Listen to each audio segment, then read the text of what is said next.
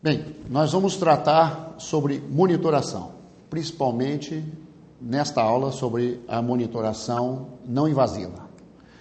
A monitoração está diretamente ligada à anestesia, porque um dos nossos princípios básicos, uma das nossas funções básicas, é manter essas condições hemodinâmicas do paciente com a melhor estabilidade possível e, inclusive, eliminando esses reflexos indesejáveis que acontecem durante o procedimento cirúrgico. A palavra monitoração, monitorar, significa vigiar, significa preservar a segurança. E ela é adotada mundialmente e a monitoração está intimamente ligada à anestesia.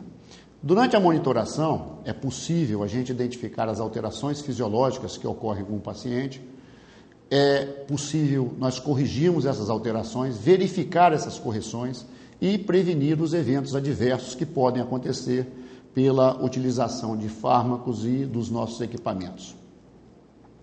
Desde o começo da anestesia, aí nós temos uma foto da histórica primeira anestesia em público, a monitoração era feita de maneira intensa, só que naquela ocasião era observado muito o caráter visual da monitoração, a aparência clínica do paciente.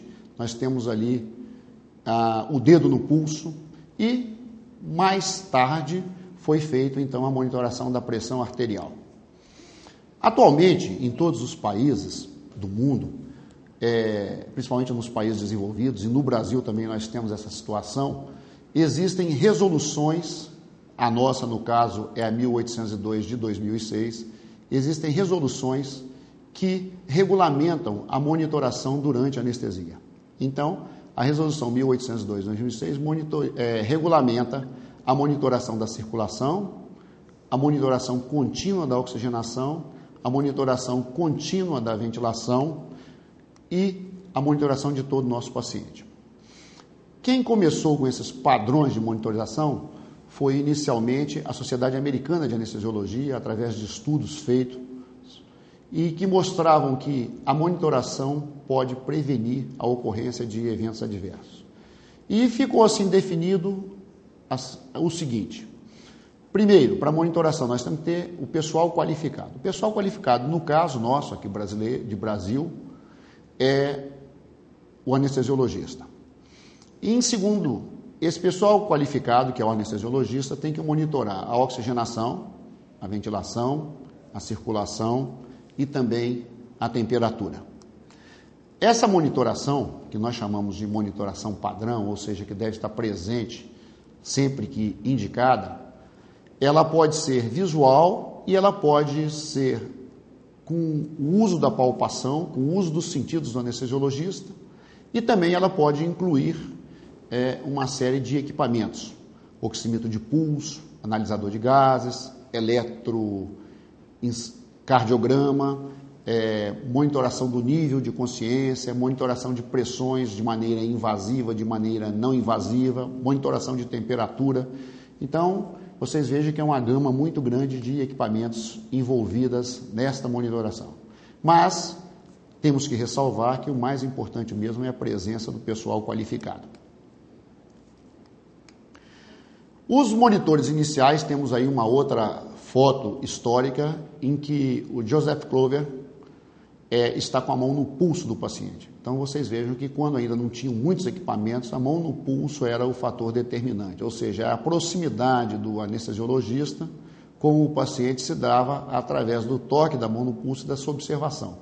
Então, nós podemos fazer a monitoração simplesmente com os nossos sentidos, inspecionando as mucosas, a pele, a turgência jugular, a turgência venosa, a palpação de pulsos periféricos, através da ausculta de estetoscópio precordial, estetoscópio esofágico e assim sucessivamente. E também, hoje, nós temos o grande auxílio em equipamentos que vieram evoluindo assustadoramente nessas últimas 2 décadas, em que os aparelhos de anestesia, os monitores para anestesia ou os próprios equipamentos de anestesia já têm incorporados a eles os equipamentos básicos para monitoração, que são a oximetria de pulso, o eletrocardiograma, a medida da pressão arterial, monitoração da ventilação e monitoração da concentração dos gases inspirados e expirados. Se nós analisarmos neste quadro a quantidade de eventos adversos que foram pesquisados, que são comuns nessas pesquisas de eventos adversos, você tem 14 formas de eventos adversos que foram categorizadas nessas formas, e você tem em cima na coluna aí, oxímetro de pulso, espectrometria de massa, capnógrafo, pressão arterial automática, estetoscópio, espirômetro, analisador de oxigênio, eletrocardiograma e monitoração da temperatura. Vocês observem que cada um desses monitores está correlacionado com uma melhor identificação dos itens que estão discriminados no quadro abaixo, que são os itens causadores dos eventos adversos. De maneira tal que, se nós monitorarmos adequadamente, ou seja, com cada equipamento desse, eu vou cobrir uma gama desses eventos adversos e vou estar atento para evitar as consequências maiores que esses eventos adversos possam trazer para o nosso paciente. Basicamente, para efeitos didáticos, nós dividimos a monitoração em dois tipos: a monitoração não invasiva e a monitoração invasiva. Cada uma delas tem sua indicação específica, com suas vantagens e com suas desvantagens. Obviamente, a monitoração não invasiva, que é o nosso objetivo aqui, ela é de baixo custo, a aplicação dela de um modo geral é fácil, a manutenção do equipamento também é fácil, porém ela apresenta como desvantagem, ela é mais lenta nas medições de um modo geral. Por exemplo, uma pressão arterial de maneira não invasiva, ela demora um pouco mais de tempo para medir do que uma pressão arterial de maneira invasiva, em que a rapidez dessa medida é batimento a batimento. Por outro lado, a monitoração invasiva, ela tem custo maior, os riscos da invasão são maiores, o pessoal necessita de maior especialização para o uso, o tempo de instalação, de um modo geral, é maior e a manutenção do custo desse equipamento normalmente é maior. Porém, ela oferece, muitas vezes, a precisão e a rapidez na medida.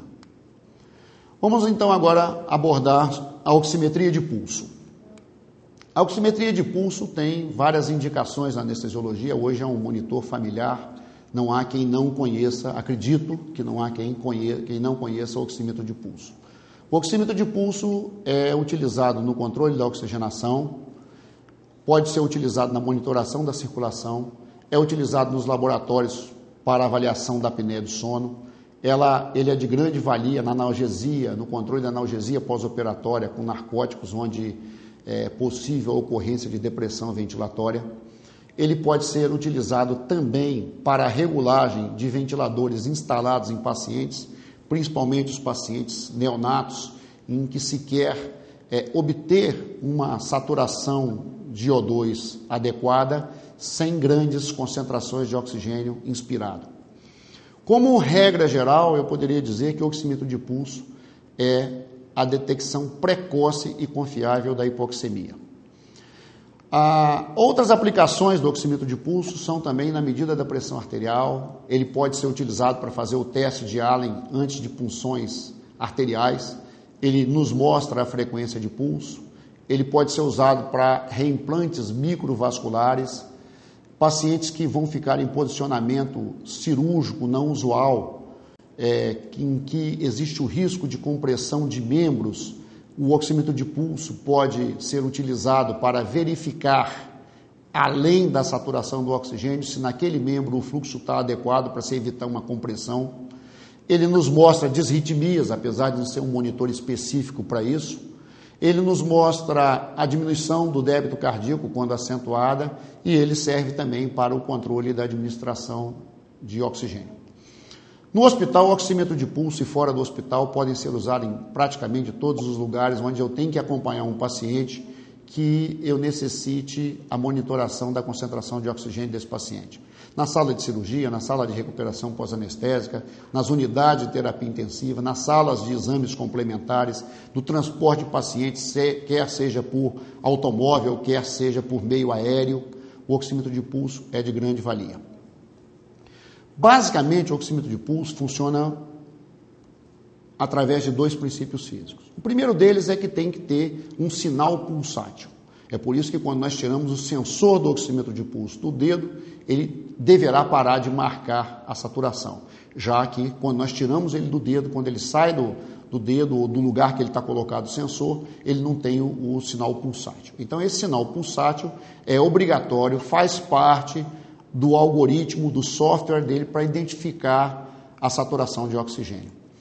Ou seja, quando eu tenho uma extremidade ou um lugar onde há circulação, a sístole, o pulso arterial, faz um sinal pulsátil com essa onda que nós estamos mostrando aí em vermelho.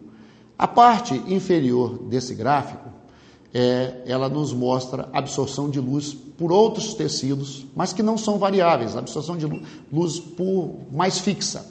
Então, é esta diferença entre sístole, diástole, esse pulso, que faz com que o oxímetro de pulso detecte essa hemoglobina que está nesse local e meça, então, a sua saturação.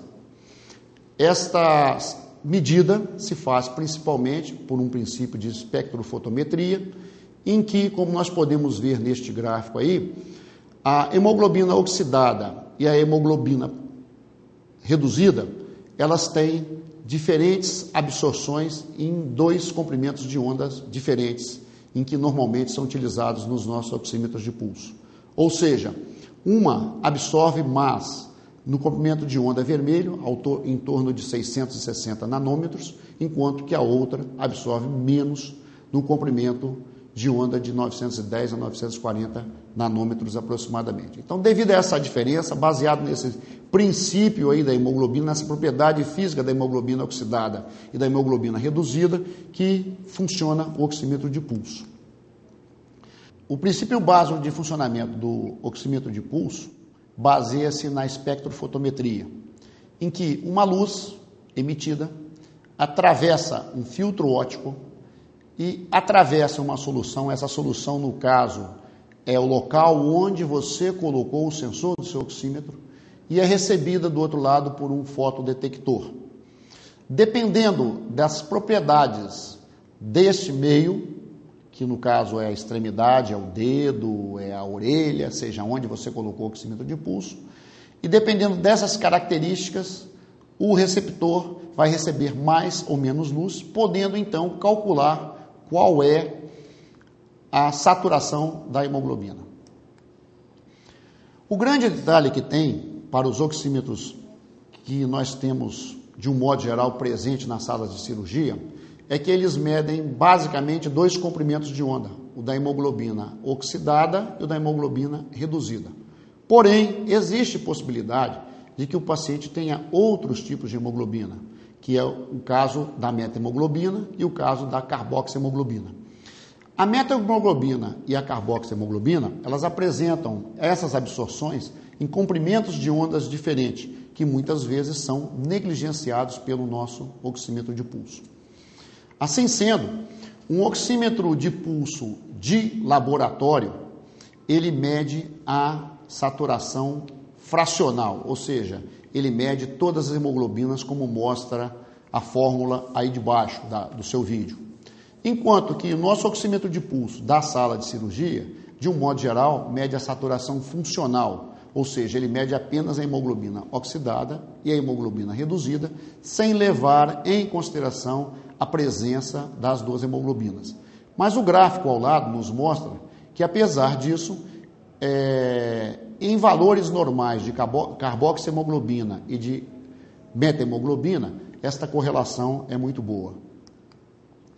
No caso aqui, nós temos um gráfico mostrando a carboxihemoglobina relacionada com a medida da saturação periférica. Vocês observem, na parte superior é a linha da saturação periférica de O2, e vocês observem que a linha vermelha, mais inclinada na parte inferior, à medida que aumenta a concentração de carboxihemoglobina, eu vou perdendo fidelidade na medida de um oxímetro convencional, de um oxímetro que não está preparado para medir carboxihemoglobina. A carboxihemoglobina é mais comum em pacientes que fumam muito, pacientes fumantes de grande quantidade. Hoje em dia também já é uma doença da cidade, atribui-se até a pessoas que ficam no trânsito por muito tempo, por exemplo, taxistas em trânsitos de cidades poluídas, eles já têm níveis de carboxiemoglobina relativamente elevados. A metahemoglobina, que pode ser uma doença de origem congênita, ela pode estar relacionada à anestesia atópica, com alguns anestésicos locais, ao uso de nitritos, de nitratos, fenacetinas, sulfonamidas e outros elementos que contêm sulfa, também pode provocar um desvio na leitura da oximetria de pulso. Vocês observem aí a linha vermelha acima, que é a marcação do oxímetro de pulso, enquanto que a real medição de pacientes que tinham metahemoglobina, né, na linha de baixo. Então, vocês observem que à medida que aumenta a concentração da metahemoglobina, aumenta o erro entre a leitura do oxímetro de pulso e a real quantidade de hemoglobina oxidada. Sendo assim, tanto a metahemoglobina como a carboxiemoglobina fazem com que o oxímetro de pulso registre uma saturação maior do que a saturação real, e que aumentam à medida que a concentração dessas duas substâncias, carboxi e metahemoglobina, aumentam. Outras situações que interferem na medida da oximetria de pulso são a anemia profunda, hemoglobina menos de 10 gramas por decilitro, corantes como o índigo, carmim, azul de metileno, verde, indocianina, esmaltes fortes e brilhantes em unhas, pigmento de pele de cor negra muito intensa, baixa saturação de O2, menos de 60%, o oxímetro de pulso perde também um pouco da sua precisão, e iluminação de luz cialítica, aquela que é utilizada no foco cirúrgico, ou então também de lâmpada fluorescente muito intensa sobre o sensor do oxímetro de pulso, podem provocar alterações na medida do oxímetro de pulso, aqui no caso já num sentido diferente, para baixo. A oximetria de pulso é um método muito usual que apresenta grandes vantagens. Primeiro, ela pode ser monitorizada continuamente de uma forma não invasiva. A instalação do equipamento é muito rápida, a interpretação também é muito fácil. Os aparelhos têm uma grande precisão. Até uma saturação de 70% aproximadamente, a maioria dos aparelhos tem uma precisão em torno de 3%, 2 a 3%. À medida que a saturação cai abaixo de 70%, essa precisão pode não ser tão adequada e ela pode cair para 4%, 5% e alguns aparelhos até mais. O tempo de resposta às variações da oximetria de pulso também varia de acordo com o equipamento. A maioria dos equipamentos tem um tempo de resposta em torno de 10 segundos, enquanto alguns equipamentos podem chegar até 40, 50 segundos. O número de coletas para medida da pressão arterial, da pressão parcial de oxigênio no sangue arterial, é diminuído com a utilização do oxímetro de pulso. Não é substituído totalmente, mas é diminuído. Agora aqui vem uma recomendação principal, que é com relação ao pulso audível do oxímetro de pulso. Cada pulso audível do oxímetro de pulso significa a condição do nosso paciente. Então, por isso, este pulso audível não deve ser desligado. Algumas pessoas desligam o oxímetro de pulso porque dizem que ele perturbou fulano, perturbou Beltrano, mas ele não deve ser desligado. Essa é a grande mensagem, não desligar nem o tom do oxímetro de pulso, nem os alarmes do oxímetro de pulso. O equipamento por si só também apresenta grandes vantagens. Ele tem uma calibração permanente, ele é de baixo peso e tamanho, tem uma bateria interna com autonomia que permite o transporte de pacientes e ele tem também uma excelente relação custo-benefício. Tem muito benefício e custa relativamente pouco, inclusive com custo de manutenção muito baixo, praticamente restringindo-se à troca das baterias e dos sensores. Com relação aos sensores do oxímetro de pulso, eu tenho que deixar aqui uma mensagem que existem sensores de vários e vários tipos para a utilização em vários lugares, sensores para utilização em adultos, em crianças e recém-natos, nas extremidades dos dedos, das mãos, dos pés, sensores para ser colocado na asa nasal, sensores para serem colocados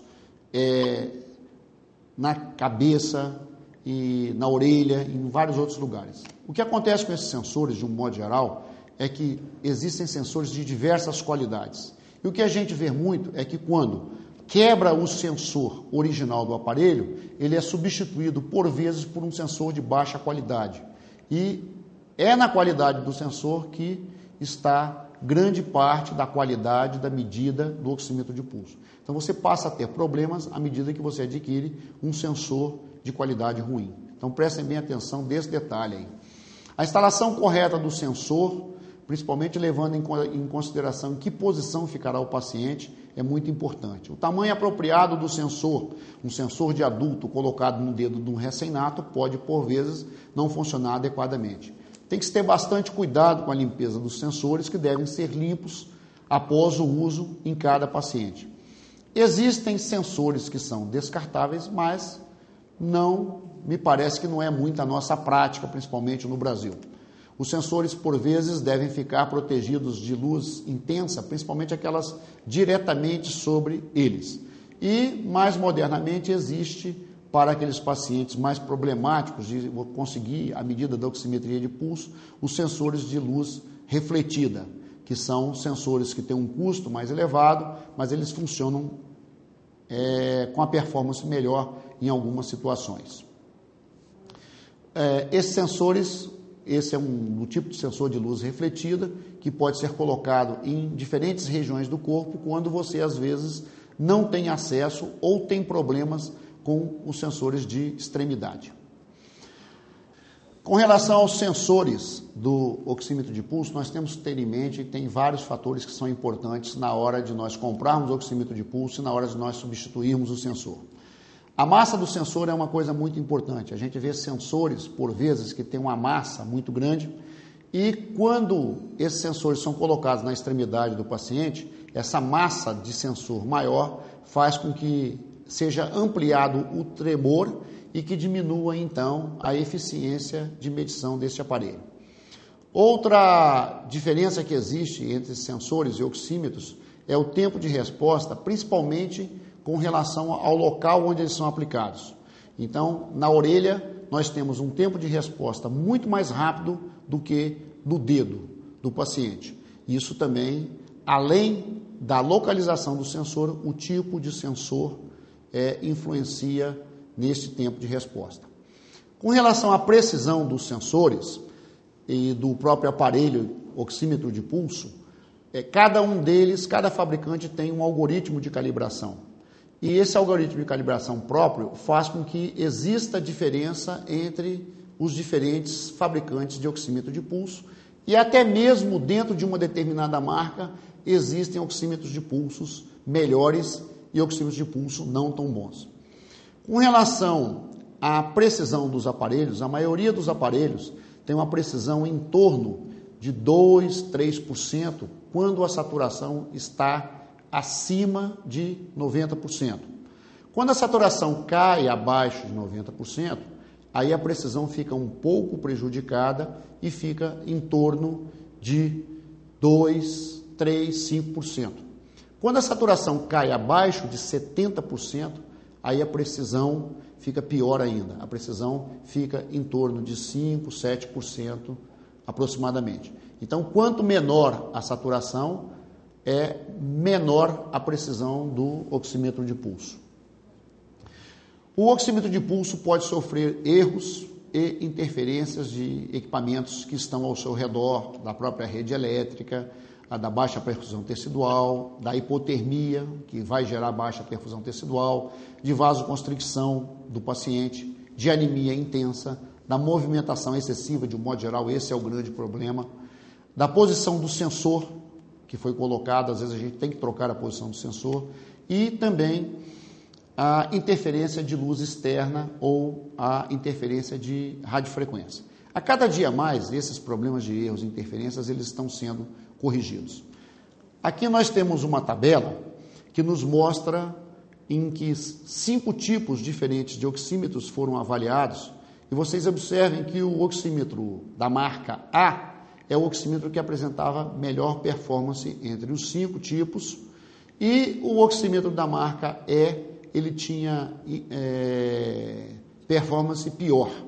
Então vocês observem que entre os diferentes tipos de oxímetro existem diferentes qualidades de avaliação. Você tem a quantidade de alarmes falsos é menor, a especificidade de avaliação da oximetria é melhor, a sensibilidade da oximetria é melhor em alguns fabricantes. Então existem tipos diferentes.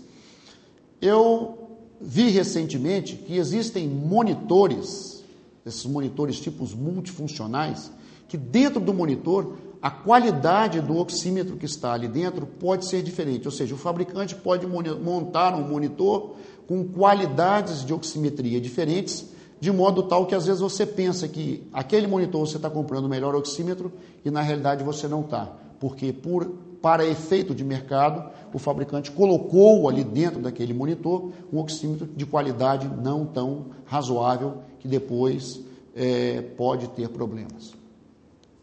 Outras considerações que nós temos que saber sobre os oxímetros de pulso é o tempo de resposta, a capacidade dele de rejeição de erros, as compensações e desvios de erros que ele é capaz de fazer, a quantidade de alarmes falsos que ele nos dá, não só os alarmes verdadeiros são importantes, mas sim os alarmes falsos, aqueles oxímetros que por qualquer motivo estão alarmando, se ele tem capacidade de construir curvas de tendências, praticamente todos eles têm, e mais modernamente nós temos os oxímetros que têm interconexão com centrais de computadores e oxímetros que têm transmissão de dados por rede sem fio, que mantém sempre todo o sistema hospitalar informado da saturação daqueles pacientes que estão monitorados. Aqui é uma das tecnologias, não diria assim mais nova, mas uma das melhores tecnologias que tem no mercado, que é o Máximo 7, que é um oxímetro diferenciado, obviamente também ele tem um preço diferenciado, em que ao invés de avaliar apenas 2 comprimentos de ondas, ele trabalha com 7 comprimentos de ondas e com isso ele consegue avaliar os diferentes tipos de hemoglobina. Ele tem um indicador do índice de perfusão, que é bastante útil para monitoração também da circulação, e ele apresenta também um índice de variação pletismográfica, que também tem serventia para a monitoração da circulação. Outra grande novidade desta tecnologia é o software, que tem uma capacidade de tratamento melhor dos ruídos, de modo tal que ele identifica um ruído, isola, cancela e extrai apenas a parte monitorada do sangue arterial. Então, são equipamentos que dão, digamos assim, uma monitoração da oximetria de pulso bem melhor do que outros equipamentos que não têm todos esses índices aí, toda essa tecnologia. Em suma, existe diferença entre oxímetros de pulso. Mais modernamente, ainda em lançamento no mercado, mas que deverá provavelmente vigorar, é a saturação tecidual de oxigênio. Mas aí agora já não é mais a oximetria de pulso puramente, mas sim um equipamento que tem capacidade de emitir um feixe luminoso numa profundidade maior e dali medir a saturação no tecido, extrair a saturação tecidual, ver os dados da saturação no tecido e não mais só no pulso do paciente, não só daquele componente pulsátil. Isso aqui é um equipamento relativamente novo, foi lançado há um pouco mais de um ano e ainda os estudos parecem bastante promissores dessa nova tecnologia, que é a medida da saturação tecidual, onde nós vamos ter melhor prognóstico do nosso paciente. A pressão arterial, durante a anestesia, de um modo geral, ela é medida através de métodos indiretos, que nós chamamos de métodos não invasivos, no qual nós, de um modo geral, utilizamos manguitos, dispositivo com manguitos de pressão, e nos métodos diretos, que são os métodos invasivos, através da punção de uma artéria ou introdução de cateteres em artérias. Nós vamos tratar aqui nesta aula dos métodos indiretos, que são os métodos não invasivos. Os métodos não invasivos, Na realidade, o que a gente faz é tentar inferir uma pressão indiretamente pela detecção do fluxo.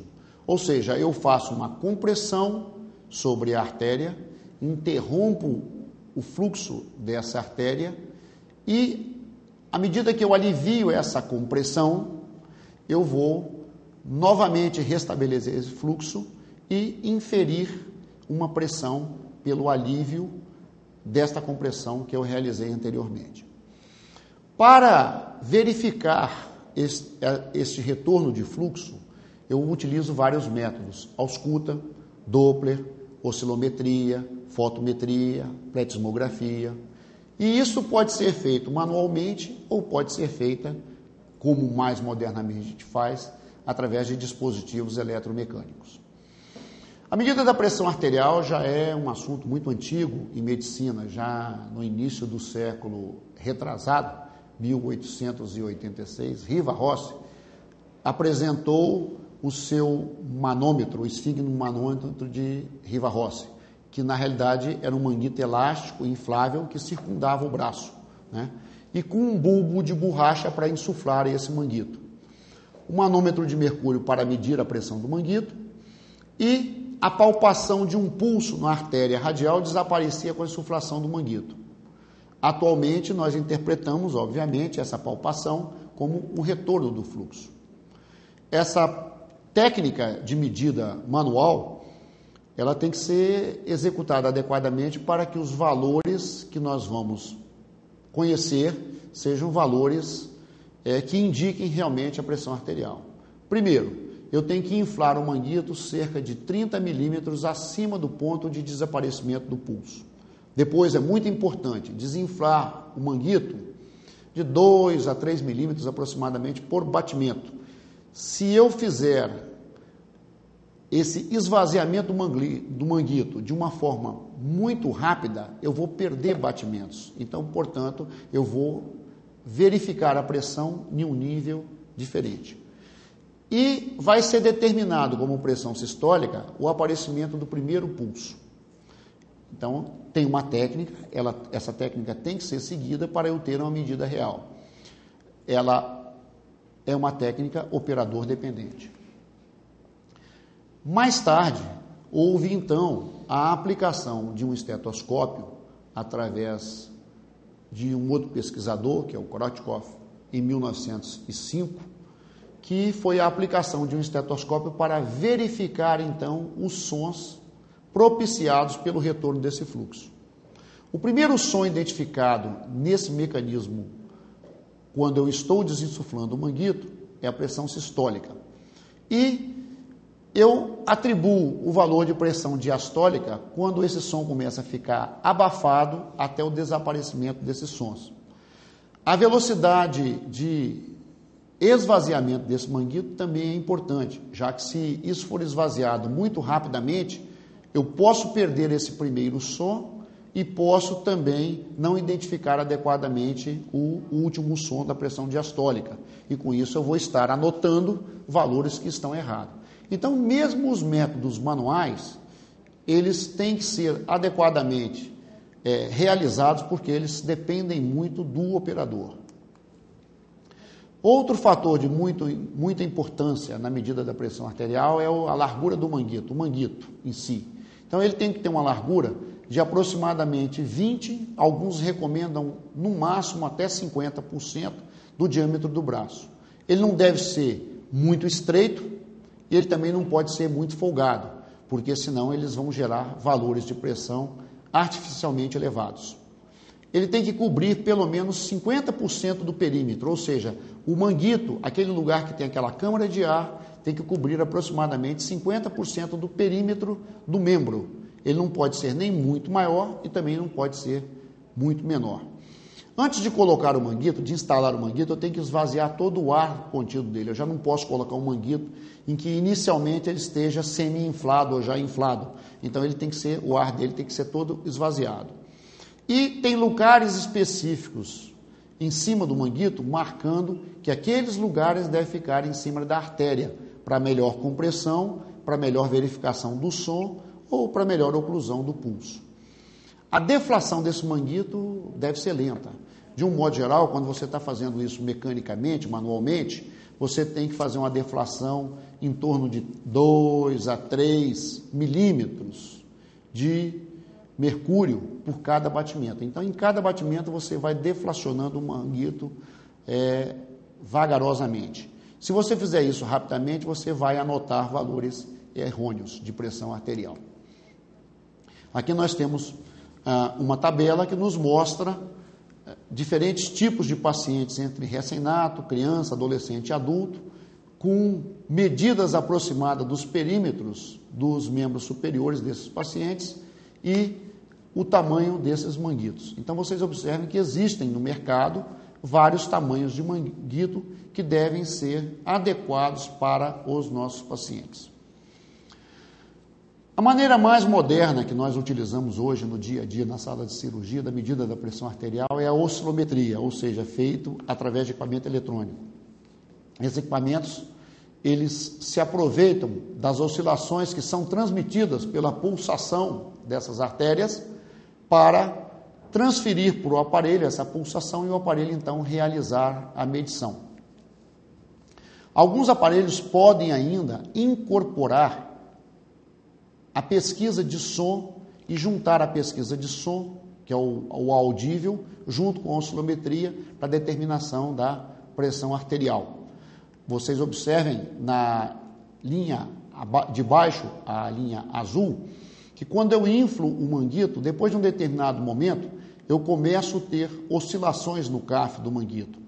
Essas oscilações, logo no início, são determinadas como sendo a pressão sistólica. Essas oscilações continuam, elas vão aumentando a amplitude e depois de um determinado ponto elas vão diminuindo a amplitude. Neste ponto em que a amplitude é máxima, que vocês observem aí nessa linha azul, nesse ponto de amplitude máxima é determinada a pressão média. E à medida, depois que elas vão diminuindo e quando vão quase desaparecendo, ela é determinada a pressão diastólica. Então, a pressão sistólica é determinada no início das oscilações, a pressão média é determinada na oscilação de maior amplitude e a pressão diastólica à medida que essas oscilações desaparecem. Assim que funciona o processo oscilométrico. É por isso que, durante o processo de medida, se alguém estiver encostando no manguito ou se o paciente apresentar tremores dentro de uma determinada frequência que simulem essas oscilações, o aparelho tem dificuldade de medir, porque ele tem dificuldade de separar o que é realmente oscilação produzida pelo batimento arterial do paciente e o que é oscilação vinda do ambiente externo por alguém encostando no manguito, pelo paciente tremendo. Então é muito importante a colocação adequada e a verificação disso aí, porque senão o aparelho vai levar muito tempo para medir.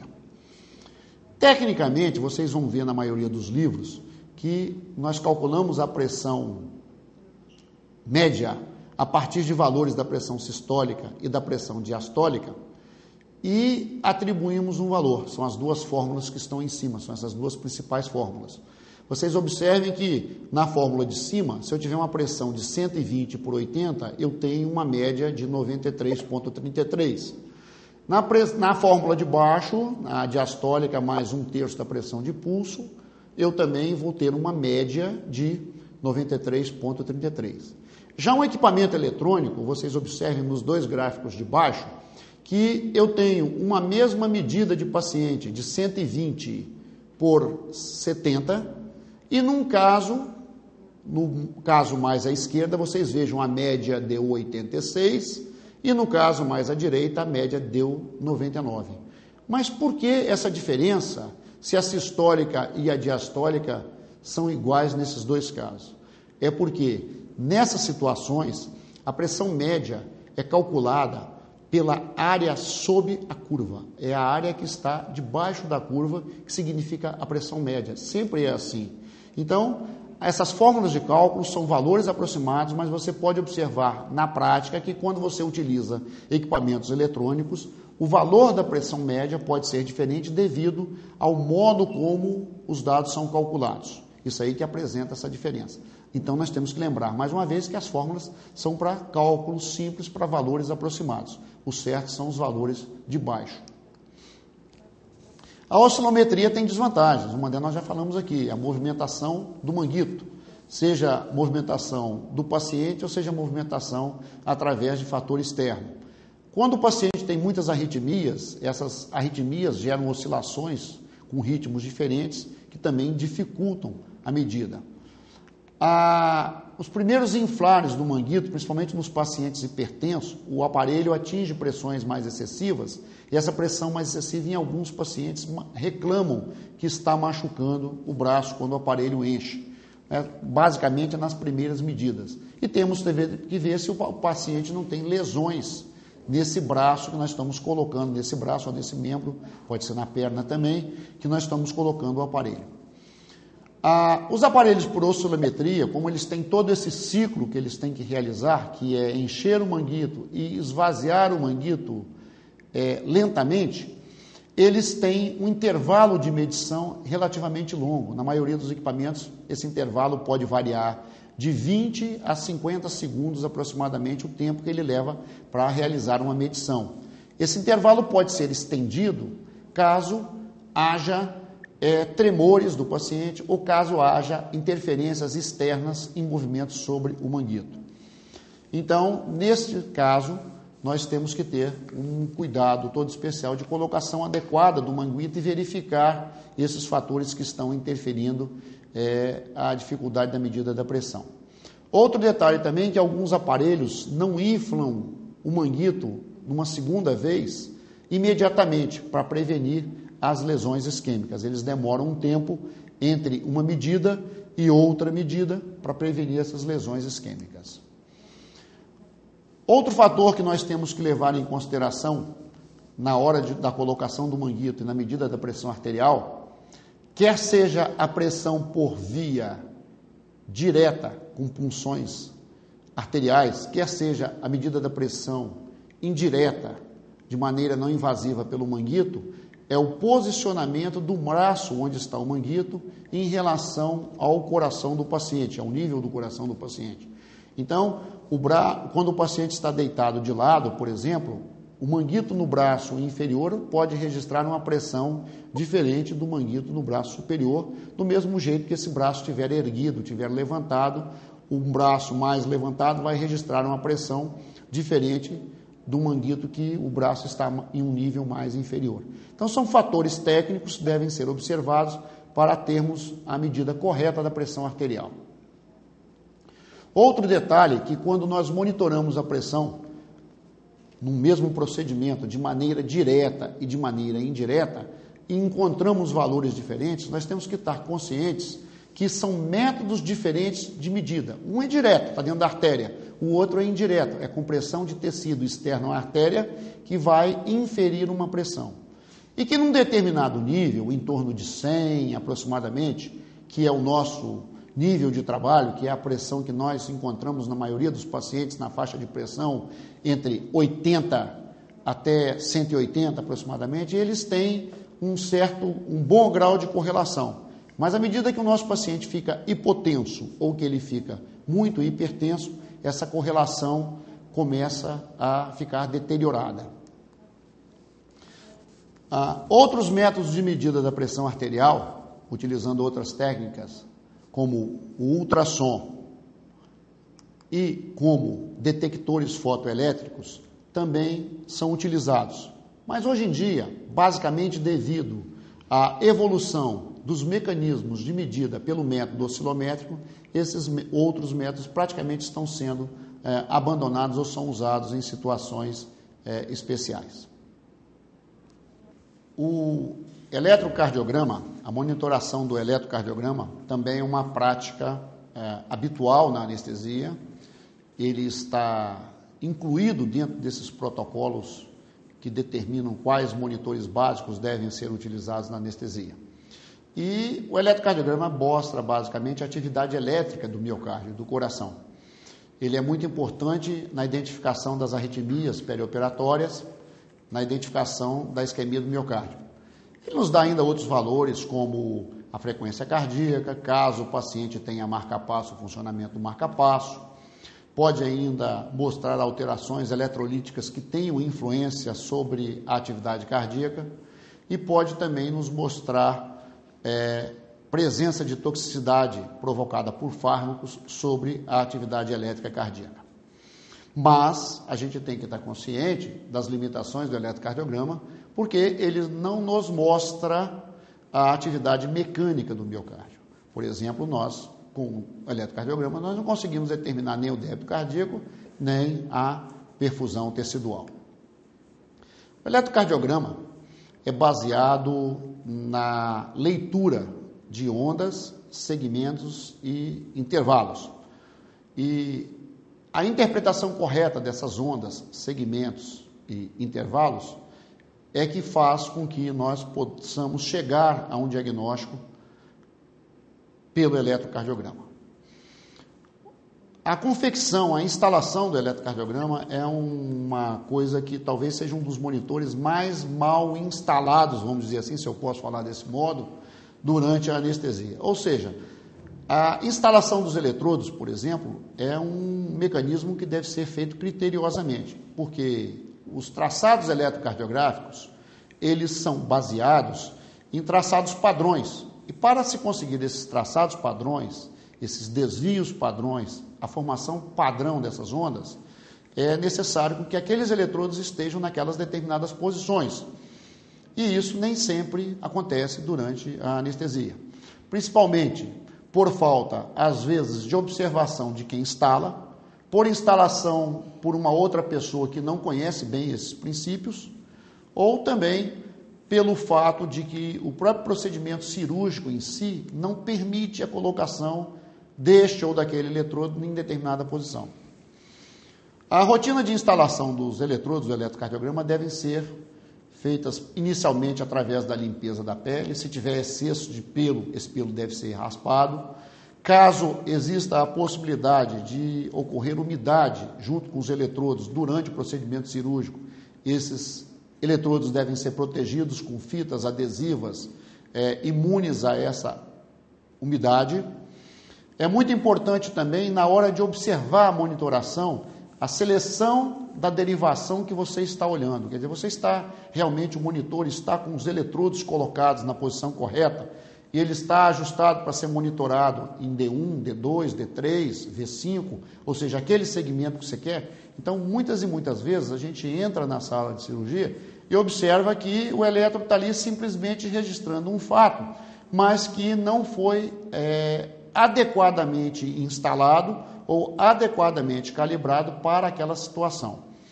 E isso é ruim porque você perde o parâmetro de comparação com um eletrocardiograma padrão. Ou seja, quando comparar aquele traçado com o eletrocardiograma que foi feito dentro do padrão, obedecendo às regras, a padronização de eletrocardiograma, você vai ter valores que poderão estar alterados.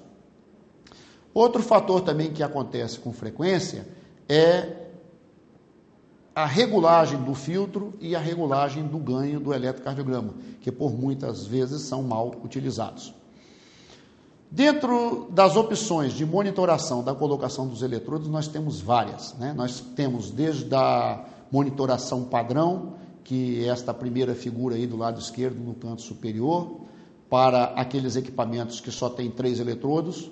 Depois, se nós evoluirmos para um nível um pouquinho acima, nós podemos utilizar 5 eletrodos, nos quais aí nós já permitimos a monitoração de V5 ou de algum outro segmento. Depois, nós podemos ainda usar as precordiais, no qual nós monitoramos 12 segmentos de eletrocardiograma, com 10 fios espalhados pelo tórax, espalhados adequadamente, colocados adequadamente em posições de marcação no tórax do paciente. E ainda nós temos alternativas de algumas monitorações alternativas, alguns locais alternativos, que é o caso dessa figura aí, mais no canto direito, que são monitorações alternativas que podem ser realizadas com equipamentos que tenham apenas 3 eletrodos, desde que o operador conheça quais são as vantagens de utilizar cada um desses tipos de monitoração. O padrão mesmo é a derivação standard, que usa mecanismo bipolar, e através de um ECG de 3 eletrodos eu posso ter essa derivação standard, ou posso ter uma monitoração unipolar em que eu monitorizo AVR, AVL e AVF. Quando eu tenho equipamento com 5 eletrodos, eu já expando mais essa monitoração, também expande a minha capacidade de visualização de monitoração, em que eu passo a ter um eletrodo que eu posso utilizá-lo precordial, colocar no lugar que eu quiser precordial. De um modo geral, ele é utilizado em V5, mas estudos como esse que é mostrado aí nessa tabela mostra o seguinte, que a sensibilidade, por exemplo, para a detecção de isquemia é em torno de 60% quando eu utilizo o V4. Quando eu utilizo o V5, que na maioria das vezes é mais utilizado, eu chego em torno de 75%. Ao adicionar D2 com V5, eu passo para 80%. Ao adicionar V4 com V5, a combinação V4-V5, eu tenho 90%. Mas quando eu utilizo D2, V4 e V5, eu chego quase que perto dos 100%, com cerca de 98% de capacidade de detecção. Então, vocês observem que a escolha da derivação correta, de acordo com a doença cardíaca, com a arritmia, com a possibilidade que o paciente tem, faz com que eu otimize o mesmo aparelho de eletrocardiograma para monitoração com grau de sensibilidade maior ou menor. É lógico que nós vamos escolher a de maior sensibilidade. As derivações precordiais, quando utilizadas, principalmente naqueles pacientes que têm predisposição à isquemia ou têm história de isquemia, elas deverão ser colocadas adequadamente, principalmente se eu quero utilizar este eletrocardiograma para comparar com um eletrocardiograma pré-operatório. Então, se eu quero comparar desvio de segmento ST, por exemplo, com um padrão anterior, eu tenho que colocar esses eletrodos em posição adequada, porque senão a análise e a informação que estão sendo oferecidas estarão diferentes do padrão que foi feito anteriormente. Então é muito importante a colocação correta, por isso que eu estou insistindo nesse tópico, dos eletrodos, para que a minha monitoração de eletrocardiograma me ofereça realmente aquilo que eu estou querendo visualizar naquele paciente. As derivações modificadas, elas trazem a vantagem que podem ser feitas com aparelhos mais simples, aparelhos de 3 eletrodos, já que nem todos dispõem dos aparelhos que têm 5 eletrodos ou mais eletrodos, né? Então, as derivações modificadas podem ser feitas com aparelhos de 3 eletrodos, em que, na realidade, o que nós fazemos é mudar a posição dos eletrodos. Eu pego os 3 eletrodos e, na realidade, eu mudo a posição dos 3 eletrodos.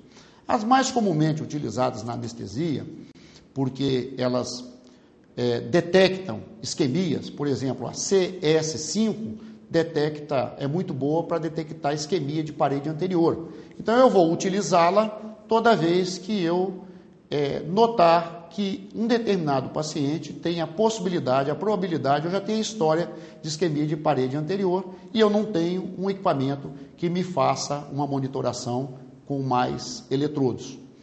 E a CB5 também pode ser muito útil para a detecção de isquemia e arritmias supraventriculares, ou então também com doença cardíaca isquêmica que tem a possibilidade de desenvolver arritmia.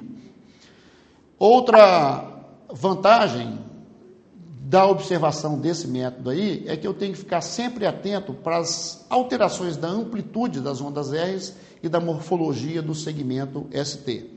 Quando eu vou observar isso, eu tenho que observar a minha posição de filtro do monitor e a minha posição de ganho do monitor, né?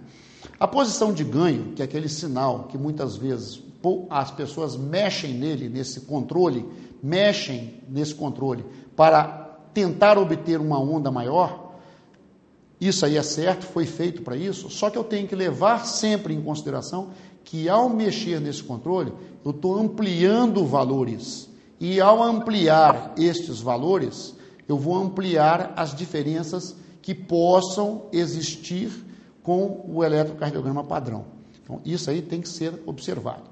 O padrão, o normal, que é chamado de normal, é uma derivação ou um ganho de 10 milímetros por milivolt, ou seja, quando registrado no papel, tem 10 quadradinhos pequenos em 1 milivolt.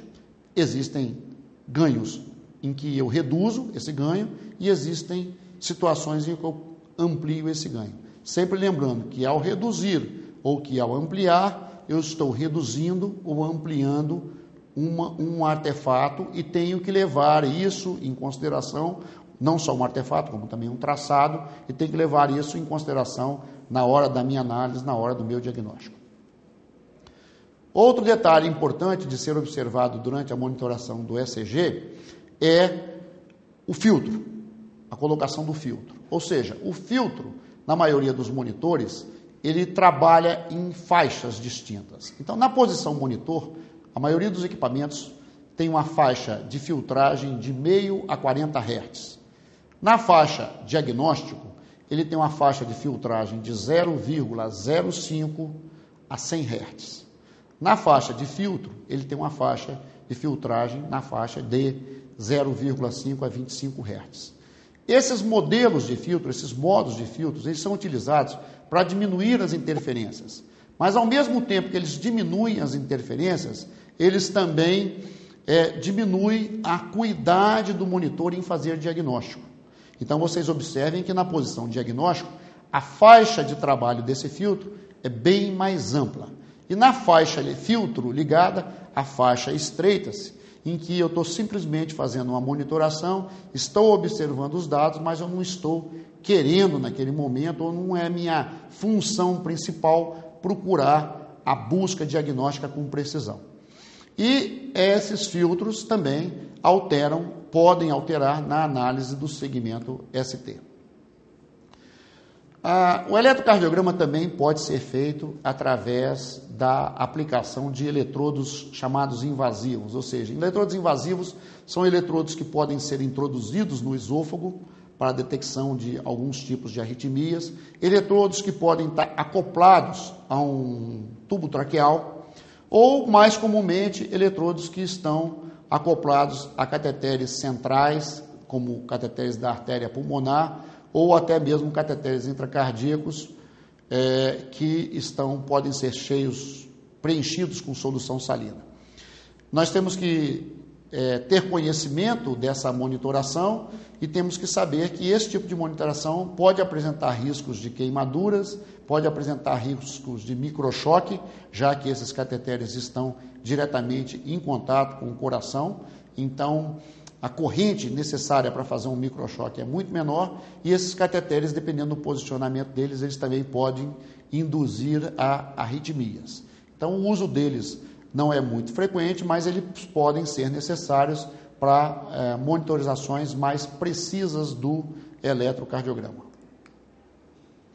O eletrocardiograma é um equipamento também com muitos artefatos durante a monitoração, né? Principalmente a rede elétrica hospitalar, a quebra e o desligamento de eletrodos, os cabos instalados erroneamente, conectados de uma maneira errada, um cabo que era para estar ligado no braço direito vai para a perna esquerda ou vice-versa e outras variações mais. Eu tenho que saber selecionar qual é a derivação mais apropriada para um tipo de doença cardíaca, caso exista, daquele paciente, então eu posso escolher melhores derivações. Tremores do paciente podem interferir na monitorização do eletrocardiograma, principalmente com relação à linha de base. Equipamentos como presentes na sala de cirurgia, principalmente os eletrocautérios e outros equipamentos que possuem irradiação de radiofrequência, podem interferir no aparelho de eletrocardiograma. Os próprios movimentos ventilatórios do paciente, muitas vezes é necessário, durante uma monitoração em que eu queira uma melhor performance para diagnóstico, até desligar momentaneamente o ventilador para diminuir essa interferência, né? E observar se o monitor, naquele momento que eu quero, está no modo monitor ou está no modo diagnóstico para detectar melhor ou diminuir mais essas interferências. É muito interessante que na instalação de um bom ou de uma boa monitoração de eletrocardiograma, marcar adequadamente a posição dos eletrodos. É muito desejável que o aparelho tenha a capacidade de você fazer um registro em papel, principalmente para você comparar com o pré-operatório, caso existam alterações. Nós temos que saber que quando nós mudamos o paciente de posição, ou seja, instalado a monitoração, quando o paciente muda de posição, ao mudar o eixo cardíaco, ao mudar a posição das estruturas do tórax, também vai haver mudança no traçado do eletrocardiograma. Afastadores, compressas, o tipo de ventilação, a volemia, o próprio volume ventricular do paciente, a resistência elétrica torácica do paciente se alterar ou atividades do sistema nervoso autônomo podem alterar essa monitoração do eletrocardiograma. Ele é um equipamento muito sensível. Hoje em dia nós temos já presente nas salas de cirurgia, já nos monitores mais modernos, a interpretação assistida por computador. Ou seja, os monitores já têm software dentro deles que identificam as ondas cardíacas, identificam os intervalos cardíacos, identificam a morfologia das ondas e são capazes de sugerir alterações, arritmias, isquemias, através de um software próprio que tem no aparelho, em que conhece os intervalos e medidas do paciente. O uso de traçados para acompanhar um determinado segmento, ele tem que ser baseado em um traçado padrão. Então, muitas vezes você tem que prestar atenção que se você foge do traçado padrão, se você coloca os eletrodos em posições inadequadas ou se você muda o paciente em posição, esses valores podem se alterar. Então, o computador tem que saber disso aí, o monitor tem que saber disso aí. Aqui eu tenho nós temos um quadro em que nós temos diversos alarmes de arritmia que um monitor moderno é capaz de mostrar, de diagnosticar durante um procedimento cirúrgico, através de informações que ele tem sobre o traçado do eletrocardiograma.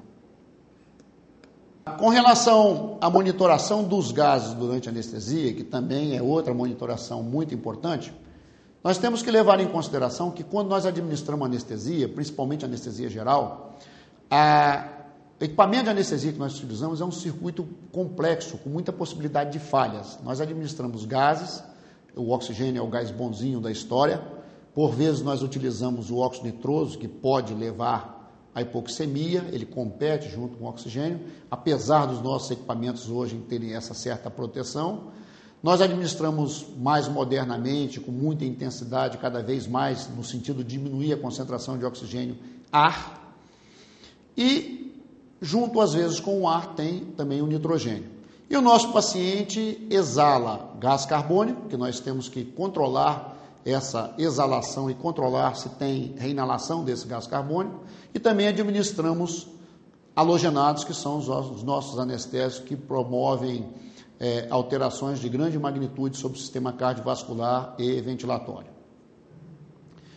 Se nós observarmos os estudos que existem sobre gases inspirados e gases expirados e detecção de eventos adversos, nós vamos ver que, como mostra esse quadro, a monitoração desses gases é de grande importância no controle da anestesia.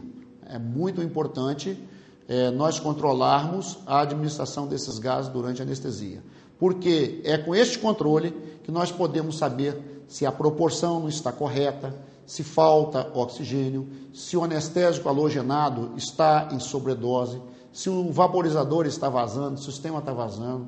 Podemos ainda detectar, através da capnografia, alterações até metabólicas do paciente, obstrução de vias aéreas, desconexões no aparelho, obstrução de tubos e outros sistemas que tenham no aparelho. Então, é muito importante o controle dos gases inspirados e expirados durante a anestesia.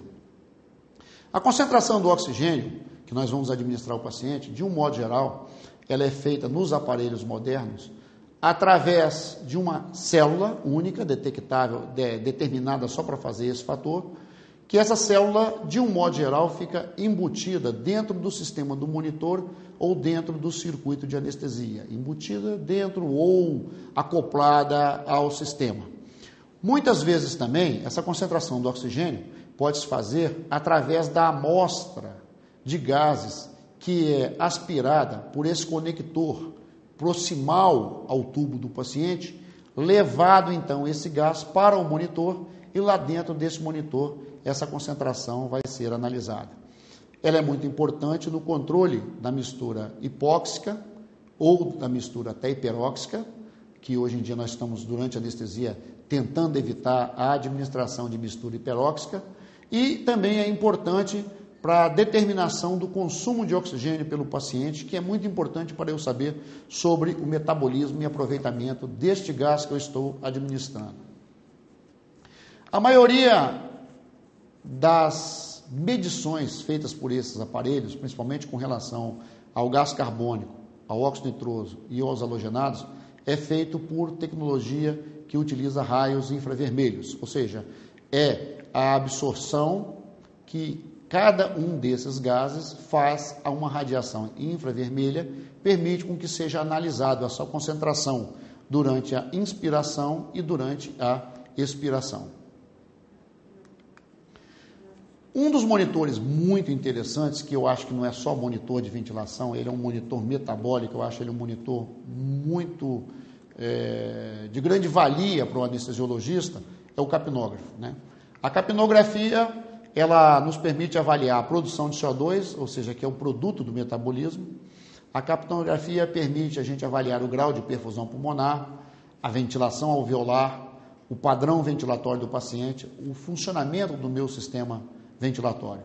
A capnografia, como ela é feita respiração a respiração, ela me fornece com grande precisão a detecção precoce dos eventos adversos em anestesia. Nestes quadros aqui, nós temos que a capnografia é capaz de monitorar o equipamento, a capnografia é capaz de monitorar a ventilação e a capnografia é capaz de monitorar a circulação e o metabolismo. Então, vocês vejam que a abrangência de um capnógrafo e a interpretação da capnografia, ela nos leva a muito mais dados do que simplesmente ver o valor do CO2 expirado e inspirado. Num estudo feito em processos, em relatos de eventos adversos da Sociedade Americana de Anestesiologia, durante as décadas de 70, 80 e 90, houve uma diminuição da incidência de morte e lesão cerebral quase que pela metade, de 56, lá pelos anos 70, até 31, pelos anos 90. Os eventos respiratórios com morte também diminuíram, né?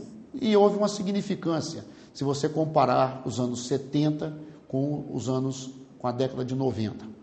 E a ventilação inadequada também diminuiu bastante, ou seja, o capnógrafo nos permitiu avaliar a qualidade da nossa ventilação, né?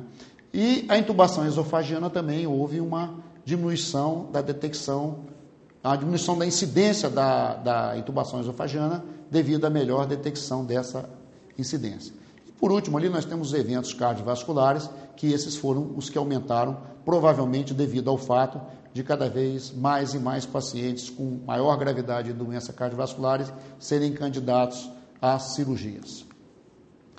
Ao analisar um capnograma, eu tenho que observar a frequência da ventilação, o ritmo da ventilação, a altura das linhas do capnograma, a base do capnograma e a forma da onda do capnograma, que são essas informações que vocês veem nesse dispositivo.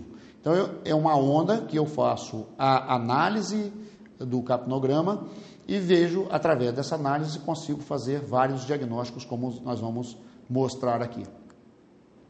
Por exemplo, aqui nós temos um capnograma em que as ondas vão subindo gradativamente. Então, trata-se de uma hipercarbia. Partiu de um valor normal e o valor está aumentando. A parte de baixo é uma parte de tendências, ou seja, é durante um período maior o que foi acontecendo naquele capnograma. Quais são as causas possíveis? Um aumento do metabolismo, um aumento da temperatura corporal, o começo de uma hipoventilação, eu fui deixando o paciente ficar hipoventilado, a redução da ventilação alveolar por algum motivo e até a absorção de um CO2 exógeno, tipo esse usado nas cirurgias por vídeo para expandir cavidades. Então, me leva às alterações de capnograma que eu vejo aí nesse quadro. Ainda na hipercarbia, eu já posso ter uma hipercarbia há muito tempo. Então, aquela era o início, ela estava progressiva, estava aumentando. Aqui já é uma hipercarbia estabelecida, por uma hipoventilação estabelecida, por uma depressão ventilatória, por uma regulagem do ventilador com volume insuficiente, ou o paciente mesmo com volume insuficiente, por uma alcalose metabólica em compensação com uma respiratória, e assim sucessivamente. A hipercarbia progressiva e rápida pode aparecer, por exemplo, na liberação de um garroteamento. Então, eu tenho um membro, principalmente um membro inferior, garroteado, com isquemia. Quando eu faço aquela liberação, eu vou liberar muito CO2 que estava preso por causa daquele garrote e eu acabo, com essa liberação, tendo uma hipercarbia. Pode acontecer também durante a injeção de CO2 para procedimentos de vídeo, procedimentos que têm necessidade de expansão da cavidade. E vocês observem no gráfico de baixo, que é o gráfico de tendências, que ele registra este aumento rápido. Então, não só é importante a gente observar a curva do capnograma, como também é de grande importância nós observarmos o aumento da tendência.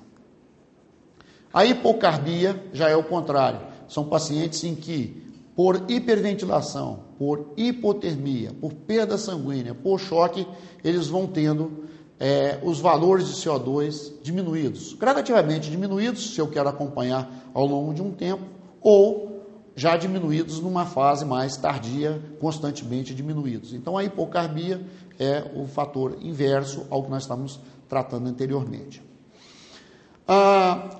Depois que nós vimos lá naqueles primeiros diapositivos a forma das ondas, dá para a gente perceber aqui que essa forma de curva que tem ali não é uma forma de curva normal do capnograma, aquela curva arredondada.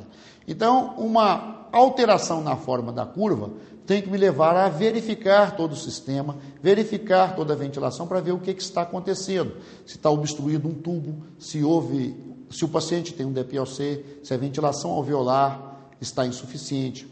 E dependendo da situação, eu tenho até que pesquisar uma diferença alvéolo-arterial.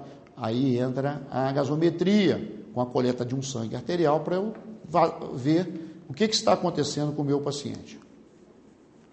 A capnografia também nos ajuda na determinação da ocorrência de um evento adverso, por exemplo, como uma desintubação acidental, uma desconexão, uma estenose completa de vias aéreas, uma intubação esofagiana, onde eu não vou ter curva de CO2 mantido. Então, a capnografia é um elemento extremamente básico. Eu chego até dizer o seguinte: acabou de intubar, o primeiro monitor que eu vou colocar junto ao tubo é o capnógrafo. Aliás, hoje existem dispositivos para medir o CO2 expirado que são utilizados em meios de transporte ou em lugares onde você não tem aquela capnografia de equipamento eletrônico para detectar a presença do tubo em sua correta posição traqueal nas vias aéreas. Outras alterações do capnograma nos ajudam durante o decorrer da anestesia a determinar que alguma coisa não está sendo corretamente realizada. Vazamento no sistema, um tubo que está com a desintubação na laringofaringe, ou seja, parte do tubo desalojou-se para a laringofaringe, uma estenose parcial da via aérea. Então, a observação do capnograma, no qual eu tenho a curva ventilação a ventilação, me oferece uma quantidade enorme de informações. Nesta figura aqui, nós temos a hipocarbia progressiva rápida, com hipotensão súbita, onde pode ter acontecido uma grande perda sanguínea, ou até mesmo uma parada cardíaca. No início de um bypass cardiopulmonar, nós observamos essa tendência aí, na presença também de um embolismo pulmonar. Então, nós temos curvas que são semelhantes a essas curvas que nós estamos verificando aí. Também nós podemos ter no sistema, por ineficiência da calçodada, o processo de reinalação. Então, a linha de base não volta mais à posição zero e eu tenho, a cada ventilação, um certo grau de reinalação. Isso aqui provavelmente é porque está na hora da gente trocar a calçodada ou corrigir o fluxo que não está sendo suficiente para manter um nível de ventilação adequado com aquela calçodada parcialmente exaurida ou totalmente exaurida. Erros de calibração e contaminação na câmara de análise do monitor são menos frequentes, mas também podem ocorrer durante a avaliação da capnografia. Alterações de forma de curva, vocês vejam que aqui eu tenho uma curva em que a fase expiratória está muito mais inclinada do que a curva padrão normal. Isso aí, de um modo geral, está presente naquelas alterações distributivas, esvaziamento assíncrono do pulmão, por exemplo, no caso de uma asma, no caso de pacientes com DPOC, eu tenho alterações da curva. Então, eu tenho que conhecer qual é a curva normal e tenho que observar qual é a curva para aquele meu paciente para ver se estão acontecendo alterações que eu deva interferir nessa correção. Isso aqui é um tipo de capnograma em que aquela curva, tipo dente de serrote ali, significam as oscilações cardiogênicas, ou seja, o funcionamento cardiocirculatório com a entrada e saída de sangue da caixa torácica promove oscilações no pulmão que são suficientes para alterar uma curva de capnograma. E se nós observarmos essas oscilações ali, elas apresentam a frequência cardíaca. Se você olhar no monitor de frequência cardíaca, olhar no oxímetro de pulso, você vai ver que aquelas oscilações coincidem com a onda do oxímetro de pulso, coincidem com o traçado do eletrocardiograma, denominam-se oscilações cardiogênicas. Um grande desafio para a capnografia é a capnografia em pacientes com sedação ou pacientes acordados. Esse é um grande desafio, já que a colocação do sensor, do mecanismo de captação no paciente, que são cateteres que vão captar o CO2 para levar para o monitor e serem analisados, muitas vezes tem a presença de umidade ou o entupimento das extremidades desses cateteres pelo próprio contato com a pele ou mucosa do paciente. A cada dia que passa, estão sendo desenvolvidas novas tecnologias que estão ajudando a solucionar esse problema com sistemas, com diferentes sistemas de coleta de amostras para melhor performance da monitoração da capnografia durante a sedação ou durante a inconsciência de um paciente que não está com a sua via aérea mantida através de uma máscara laríngea ou de um tubo traqueal. E os equipamentos que cada vez utilizam amostras menores e outras tecnologias para a medida da capnografia estão também crescendo no mercado e vai nos possibilitar, já existe hoje, mas vai nos possibilitar num futuro próximo, a melhoria da monitoração da capnografia. Outro fator importante na monitoração dos gases é o controle da vaporização, ou seja, eu tenho um monitor que me informa qual é a concentração inspirada e expirada do meu agente inalatório que eu estou administrando. Quer seja ele óxido nitroso, quer seja ele um agente halogenado do tipo alotano, isoflurano, sevoflurano ou outro qualquer. De um modo geral, esses monitores nos fornecem a concentração inspirada e a concentração expirada e muitos deles oferecem também o valor de MAC para aquele agente anestésico que eu estou utilizando. Existem os mais modernos, quase todos são assim, que tem identificação automática do agente. Eu coloquei lá um determinado agente sevoflurano, ele identifica que aquele gás que está sendo vaporizado é sevoflurano. Identifica, inclusive, mistura de gases, quando eu, por um acaso, tenho um frasco de anestésico ou dentro de um vaporizador, mistura de mais de um halogenado. Uma coisa importante para observar é que o valor de MAC que ele atribui, de um modo geral, é o MAC para adultos. Como nós sabemos, pacientes em extremos de idade, recém-natos e pacientes mais idosos apresentam valores de MAC diferentes. Então, nós temos que corrigir ou temos que prestar atenção para saber se aquele valor que o monitor está me oferecendo em MAC, no caso ali, vocês observem na figura, 1.2 MAC, se aquele valor é para aquela faixa de idade daquele paciente. Então, esse é um ponto que nós temos que ficar atento, porque nem todos os monitores, você informa para ele a idade do paciente e ele faz essa correção, ou seja, ele está atribuindo aquele valor a uma faixa de pacientes adultos ou uma faixa selecionada que você deveria ter pré-regulado. Mais modernamente, o controle dessa administração de gases, dessa mistura de anestésico, do fornecimento de oxigênio, do consumo de oxigênio, está sendo feito eletronicamente, principalmente nos aparelhos de anestesia, que são os aparelhos topo de linha da maioria dos fabricantes no mercado. Então, a evolução é para que os fluxômetros sejam eletrônicos e que a administração seja controlada, inclusive o mecanismo de vaporização passe para injeção ou um mecanismo mais controlado do que esses mecanismos que nós temos até agora, que é a vaporização por vaporizadores convencionais. Monitoração da ventilação. A monitoração da ventilação em sua fase inicial, nós procuramos observar mais a hipóxia, a hipercarbia e o barotrauma, até mesmo porque estes eram os fatores conhecidos. Mas atualmente o enfoque principal é em cima de trocas gasosas, principalmente monitorando a hiperóxia e a hipercarbia, e também temos bastante enfoque em cima da lesão induzida pelo ventilador. À medida que as pesquisas foram aumentando, nós fomos observando que os ventiladores, quando não adequadamente utilizados, eles provocam lesões nos pacientes. E essa é uma das funções básicas hoje, além de verificar a evolução do padrão ventilatório, é proteger o paciente contra essas lesões dos ventiladores. Basicamente, a monitoração da ventilação, ela realiza medidas de volume, pressão e fluxo.